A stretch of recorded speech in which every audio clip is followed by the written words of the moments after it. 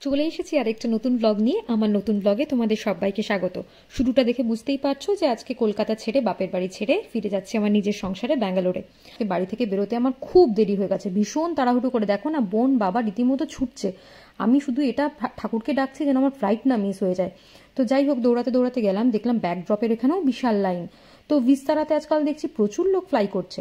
ব্যাগের ওজন দেখো 16.1 হয়ে গেছে। আমি তো ফার্স্টে ভেবেছিলাম হয়তো এক্সট্রা ওজন হয়ে যাওয়ার জন্য আমাকে কিছু এক্সট্রা পে করতে হবে, দেখলাম যে এক্সট্রা কিছু নেয়নি। চলো সিকিউরিটি চেকিংটা করে নিই। হাঁপাচ্ছি রীতিমতো, জানো তো, দৌড়াতে দৌড়াতে এসছি। শুধু আমাকে বোন একবার ফোন করে বললো আমরা তাহলে বেরিয়ে যাচ্ছি। ঠিক আছে যা। 20 নম্বর গেটের দিকে আসলাম পা চালিয়ে, এসে দেখলাম ফ্লাইট নাকি 1 ঘন্টা লেট। বোঝো ঠেলা। তো এলাম এই ক্যাফেটাতে। আমার একেতেই এই সমস্ত এয়ারপোর্ট এসে শপিং করা, ক্যাফেতে বসা একদম পছন্দ নয়। 40 টাকা 50 টাকার কফি 450 টাকা দিয়ে যদি খেতে হয়, ভাই আমার তো খুব গায়ে লাগে। জানি না কেন এটা আমার হয়, সাধারণ মধ্যবিত্ত, একদম নিম্ন মধ্যবিত্ত মেন্টালিটি। কিন্তু একা একা যেহেতু ফ্লাই করছি, কারোর সাথে কথা বলার নেই, সঙ্গী বলতে ওই ব্লগিং করা, এছাড়া তো আর কিছু নেই, কতক্ষণ এভাবে বসে থাকবো। তো নিলাম একটা কফি। প্রথমবার জীবনে স্টিভিয়া দেখলাম। তো স্টিভিয়া কিভাবে ইউজ করতে হয় তা তো জানি না, এদিক দিয়ে ওদিক দিয়ে টানছি, কিভাবে খোলা যায় চেষ্টা করছি। অবশ্যই বুঝতে পারলাম মাঝখান থেকে এরকমভাবে চাপ দিলে ওটা ছিঁড়ে যাবে। তারপর ওর মধ্যে লিকুইড মতো একটা জিনিস থাকে, সেটা আমি কফিতে অ্যাড করলাম।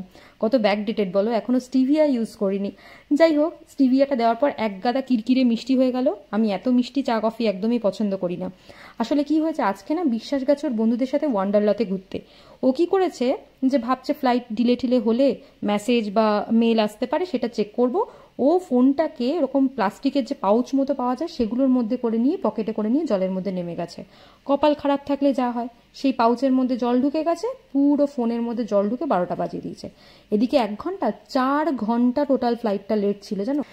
হ্যাঁ, ফ্লাইট টেক অফ করে গেল।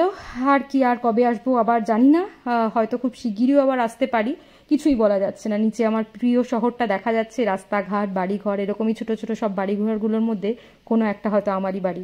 তবে এবার অনেক দিন থেকে গেলাম, মন খারাপ হচ্ছিল বলে জানলার দিকে তাকিয়ে বসেছিলাম। ভালো হয়েছে উইন্ডো সিটটা পেয়েছি। তো নিচে ওই যে বারবার তাকিয়ে দেখছি, হঠাৎ দেখলাম খাবার দাবার এসে গেছে। তো তোমাদের সাথে শেয়ার করি বিস্তারের খাবার দাবার কিরকম। আমি আগেরবার যখন এসেছিলাম তখন তো ব্রেকফাস্টটা পেয়েছিলাম, ব্রেকফাস্টটা বেশ ভালোই লেগেছিল। ডিনারে দিয়েছি পোলাও, একটা শুকনো শুকনো মতো কিছু একটা ডাল, চিকেন কিমা কারি, একটা বান, সাথে বাটার, আর লাস্টে ডেজার্ট হিসাবে ছিল ভীষণ টেস্টি একটা ফিরনি, হালকা মিষ্টির ওপরে ফিরনিটা এত ভালো ছিল। সব খাবারই মোটামুটি আমার তো ভালোই লেগেছে, খুব একটা খারাপ লাগেনি, একমাত্র ডালটা বাদ দিয়ে। আসলে আমি হার্ডকোর নন ভেজিটেরিয়ান, তো সেই কারণে ডাল ডুল আমার ভাল লাগে না। পাশে মাংস থাকতে কেউ ডাল খায়? তো আমার একটা ফিচার জানো তো, খাবার দাবার পেলে আমার মন খুব তাড়াতাড়ি ঠিক হয়ে যায়। মানে এমনও হয় যে বিশ্বাসের সাথে খুব ঝগড়া হয়েছে, ও আমার জন্য কিছু একটা চকলেট এনেছে বা 1 প্যাকেট বিরিয়ানি এনেছে, আমার মন ভালো হয়ে গেছে। নিচে তাকিয়ে দেখলাম অল্প অল্প আলো দেখা যাচ্ছে, মানে কর্ণাটকার মধ্যে তো ঢুকেই গেছে বোঝা যাচ্ছে।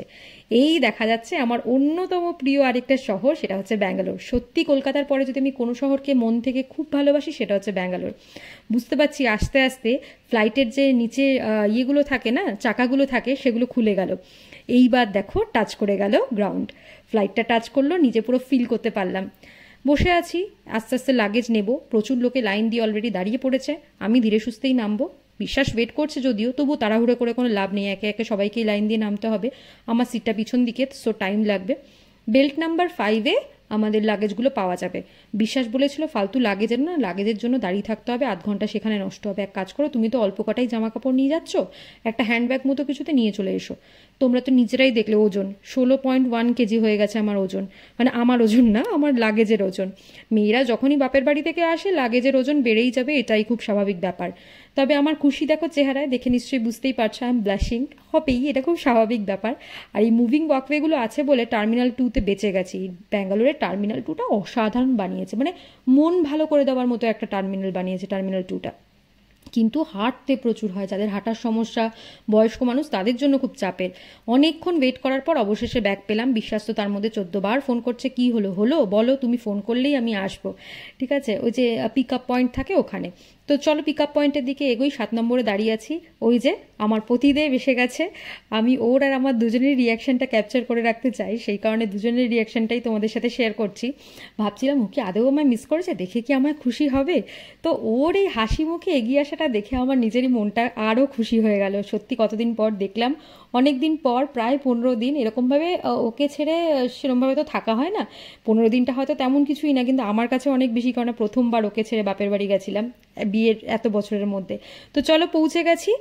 কেমন লাগলো তোমাদের ব্লগটা কমেন্ট করে অবশ্যই জানিও। আজকের মতো তাহলে টাটা।